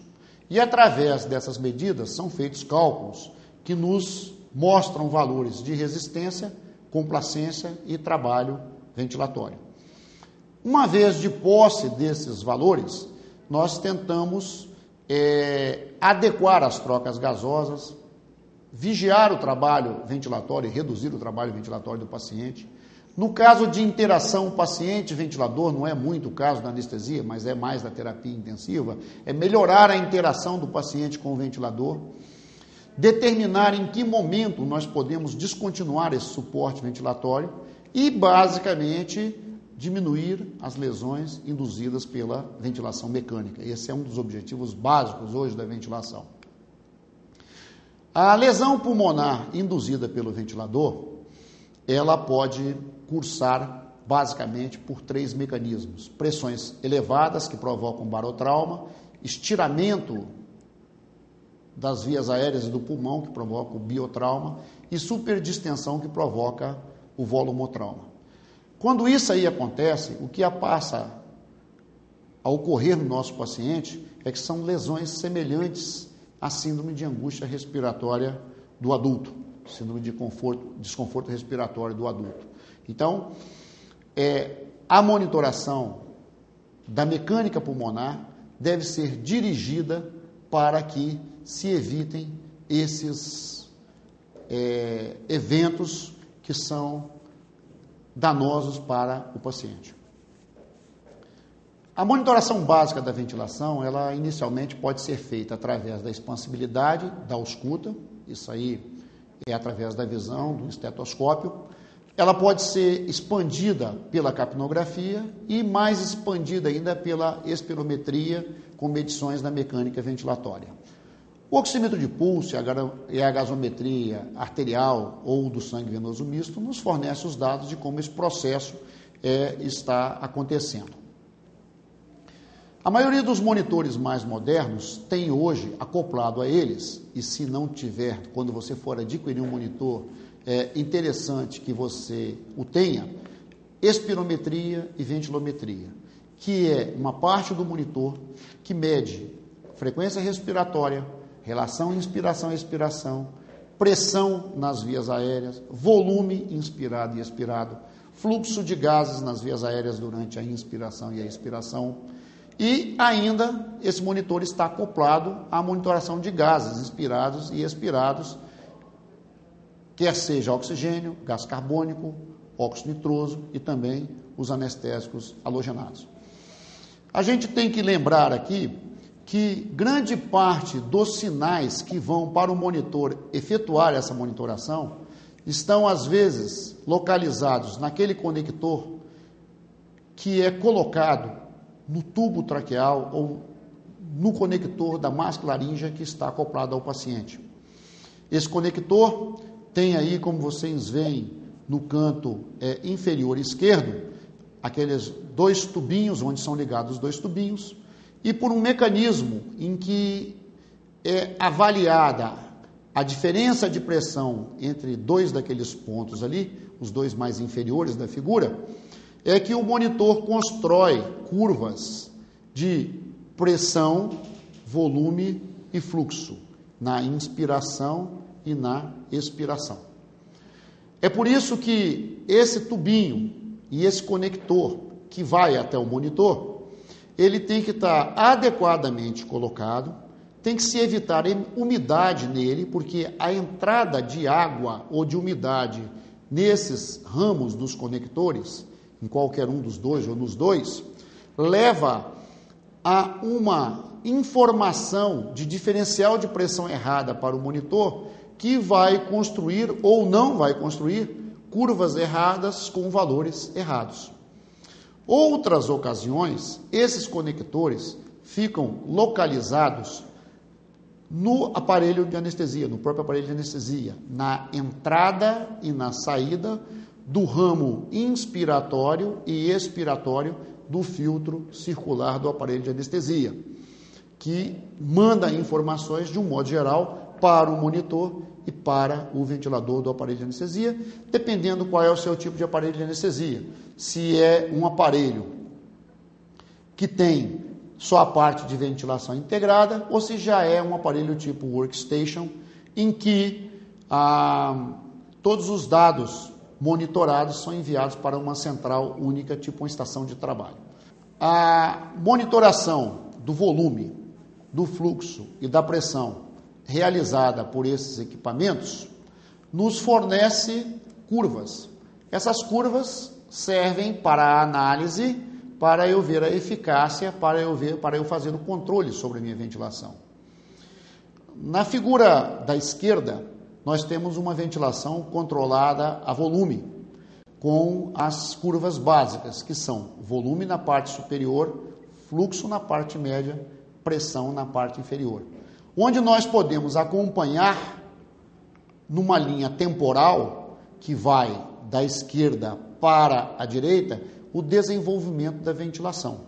Ou seja, à medida que o volume vai aumentando, a pressão também vai aumentando, vocês vejam a pressão lá embaixo, e vocês observem que a pressão chega a um pico.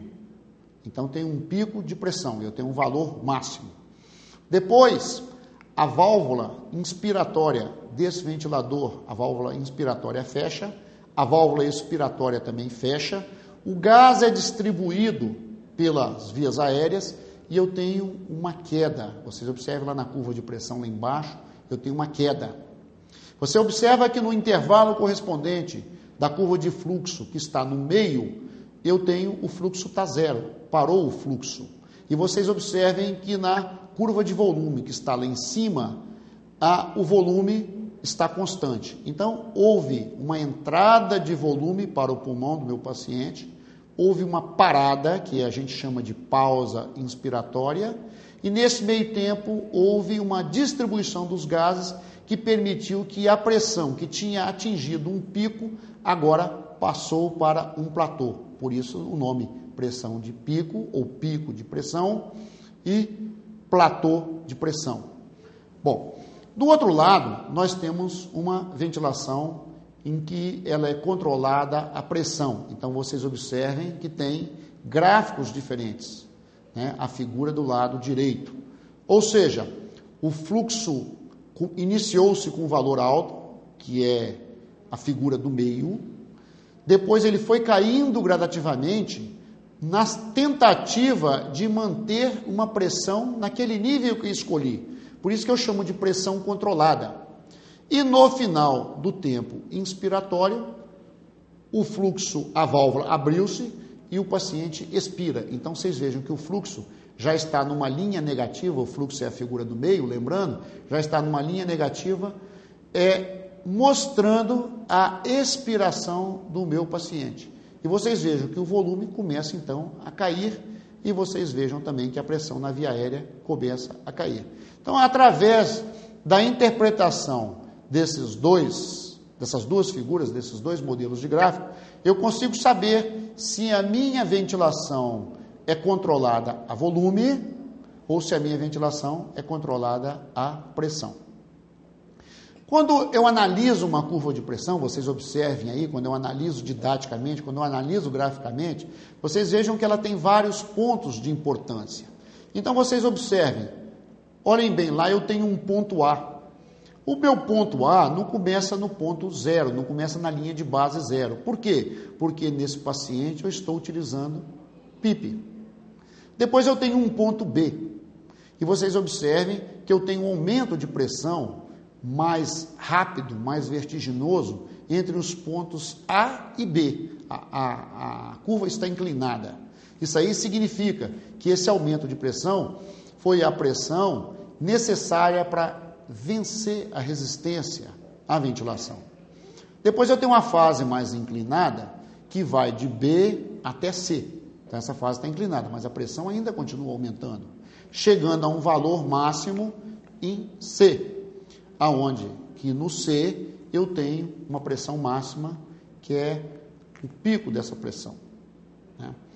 Depois, quando um mecanismo qualquer encerra o meu fluxo no meu ventilador, o gás é redistribuído pelo pulmão e eu tenho uma acomodação, digamos assim, dessa pressão e cria esse segundo segmento de D até E, que seria um período de pausa inspiratória. Ou seja, eu estou dentro da fase inspiratória, mas eu não tenho fluxo, o gás está se redistribuindo, daí que a pressão caiu para um determinado platô. Esse diferencial entre aquela pressão máxima e a pressão do platô me diz sobre o componente resistivo. Quanto maior a resistência que eu tenho no sistema, maior vai ser esse diferencial. E o diferencial entre a pressão do ponto E até lá mais na frente, a pressão no ponto F, que é a minha fase expiratória, eu tenho na realidade a complacência pulmonar. E por fim, uma pressão que eu não tirei do sistema, eu tenho PIP ali embaixo, ou seja, seria a diferença da linha F, do ponto F, até a linha de base.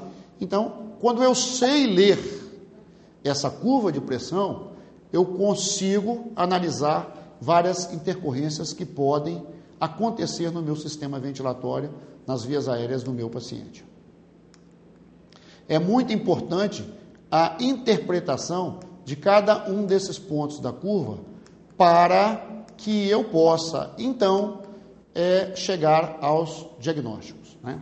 Aqui, por exemplo, eu tenho de novo, agora separadamente, uma curva de fluxo, que me mostra que em um determinado período eu tenho fluxo, depois eu tenho uma interrupção de fluxo, não tem fluxo, mas ainda estou dentro do tempo inspiratório, e só na linha tracejada vermelha é que cessou o fluxo e começou a minha expiração. Quando eu componho as duas fases, inspiratória e expiratória, do outro lado, vocês observem que eu tenho uma outra curva de fluxo, mas um fluxo que é desacelerado, ou seja, um fluxo que começa num valor alto, depois ele vai diminuindo até chegar ao zero, para depois, então, dar início à fase expiratória e eu ter o fluxo expiratório. O primeiro fluxo, vocês observem que ele chega e começa de uma maneira constante. Ele já parte de um determinado valor e se mantém constante durante a existência dele. Por isso que chama-se fluxo constante. E o segundo fluxo, vocês observem, ele começa com um valor alto e depois ele vai diminuindo esse valor, que é o suficiente até atingir uma determinada pressão. Por isso que ele chama-se fluxo desacelerado e é o fluxo utilizado na ventilação com controle de pressão.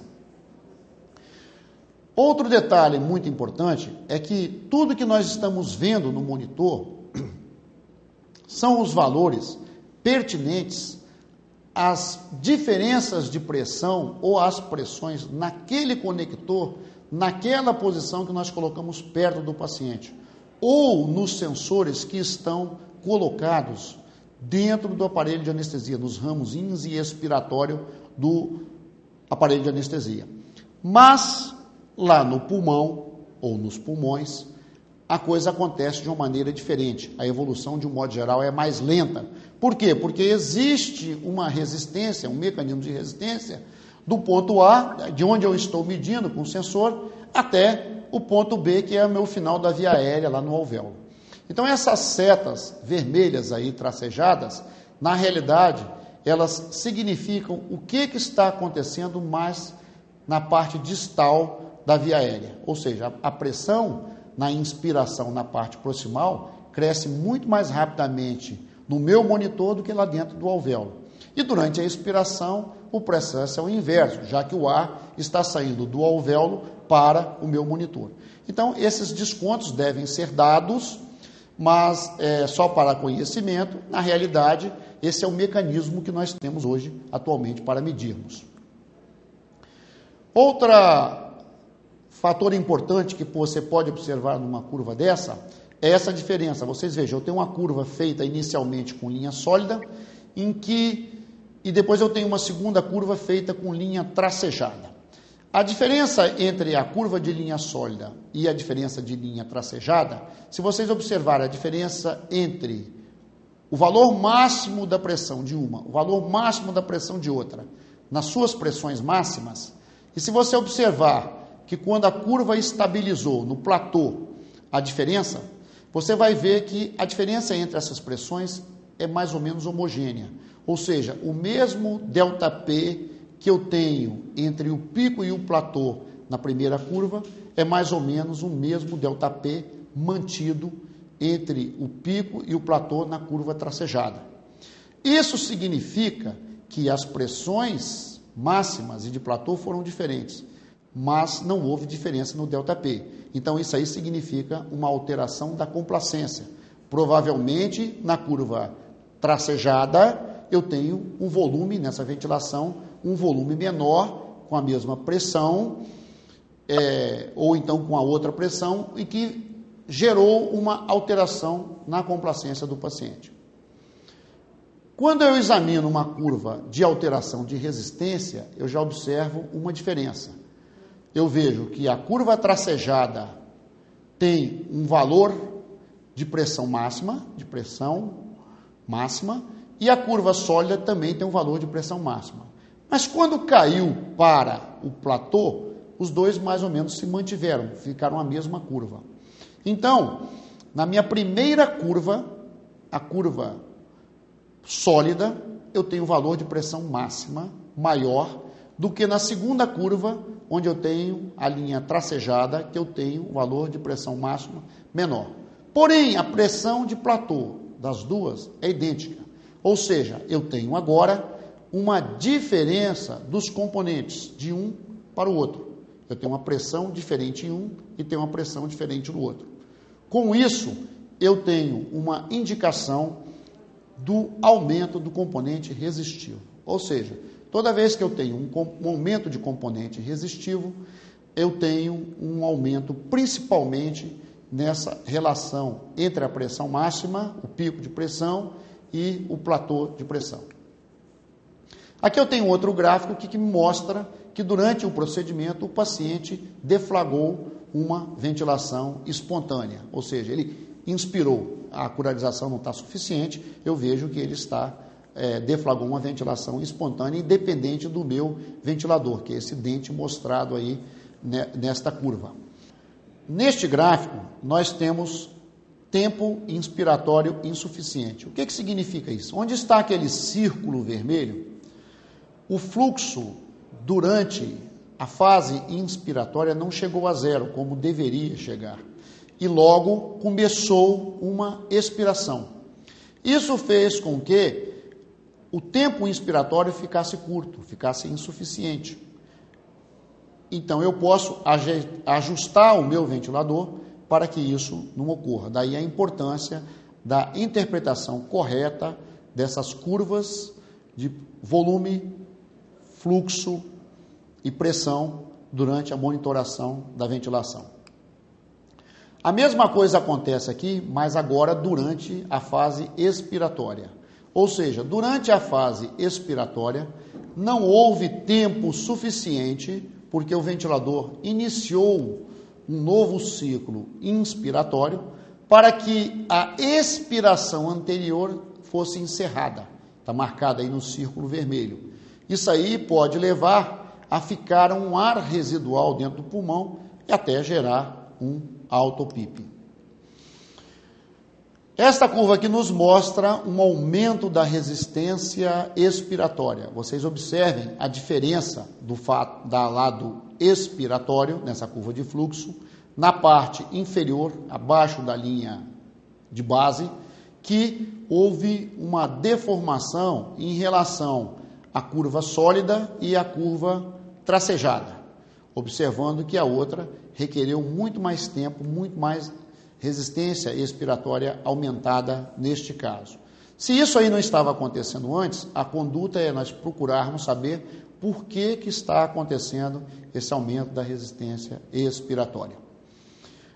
Um atributo muito interessante que a maioria desses monitores tem é a possibilidade de você gravar essas informações em fitas, em papel, imprimir, ou gravar até curvas e sobrepor umas curvas sobre outras em um momento anterior e em um momento posterior, para possibilitar uma análise de tendência para onde seu paciente está evoluindo, né? Eu posso também, em algumas situações, o meu monitor pode integrar duas curvas. Então, vocês vejam que eu estava falando sobre volume, fluxo e pressão separadamente, analisando cada curva.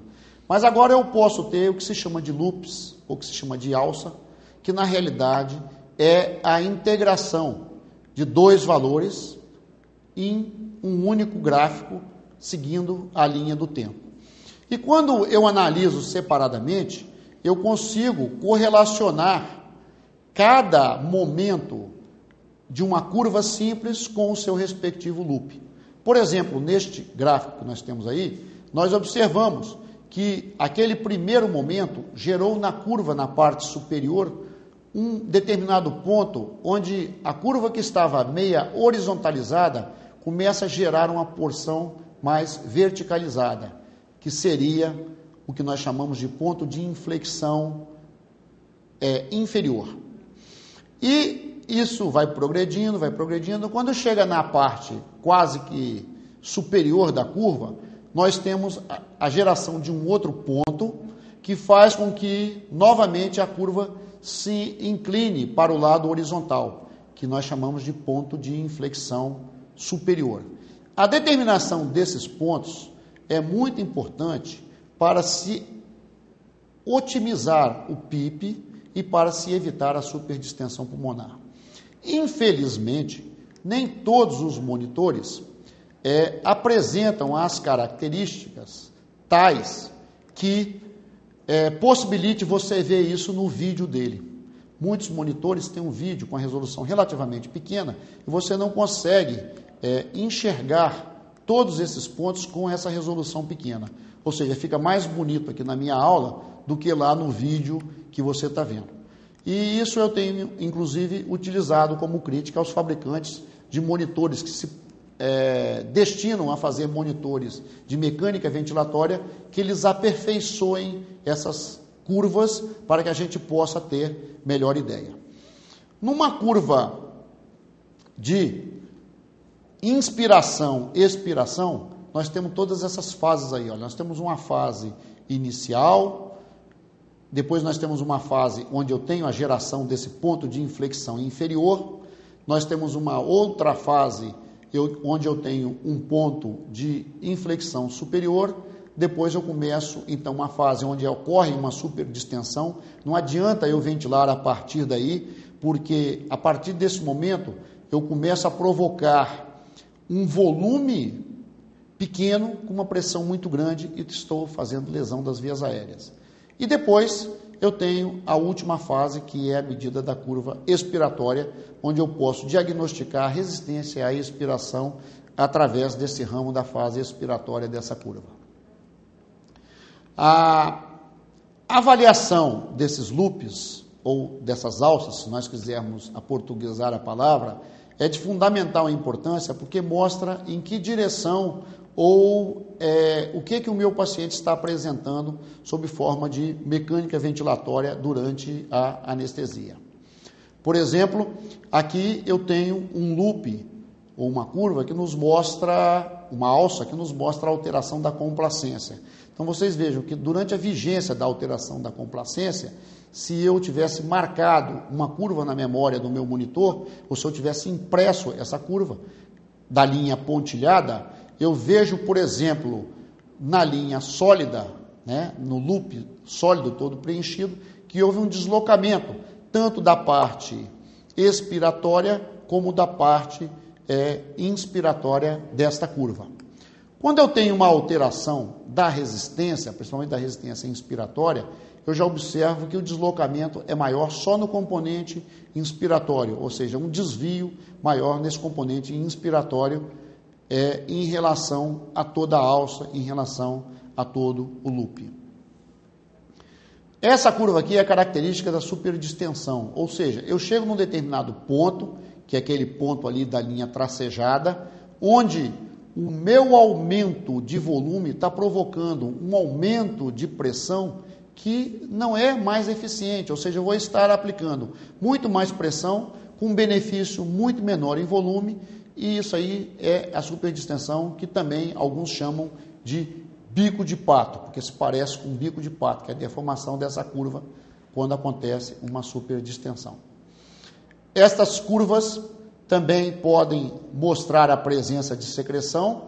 Durante a secreção, o fluxo fica turbilhonado e provoca alterações na curva. Isso aqui a gente observa principalmente naqueles pacientes que estão em decúbito ou que alguma alteração é feita na composição pulmonar do paciente, ou que ele produz a secreção, que a secreção passa a vir para o tubo, alterando o fluxo ins ou expiratório, por vezes no expiratório, e alterando então o formato da curva. Essas curvas também, quando visíveis nos monitores, que elas são bem visíveis, aí volto lá no ponto do monitor, me permite que eu ajuste o PIP ótimo para o ponto de inflexão inferior. Vocês observem que na curva da esquerda eu tenho a linha vermelha caminhando perto da linha de base até um determinado ponto. Nesse ponto aí, olha o que está acontecendo. Só está aumentando a pressão com quase nenhum benefício por lado do volume.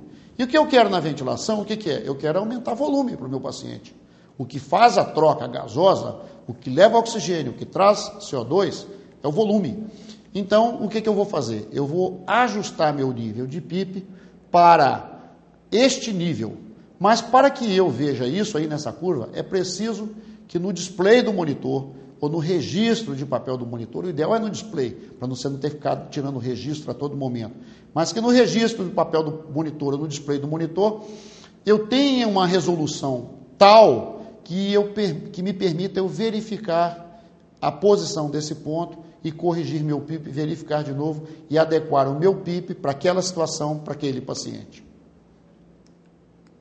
Outra interferência que a gente pode observar na ventilação é a formação do autopip.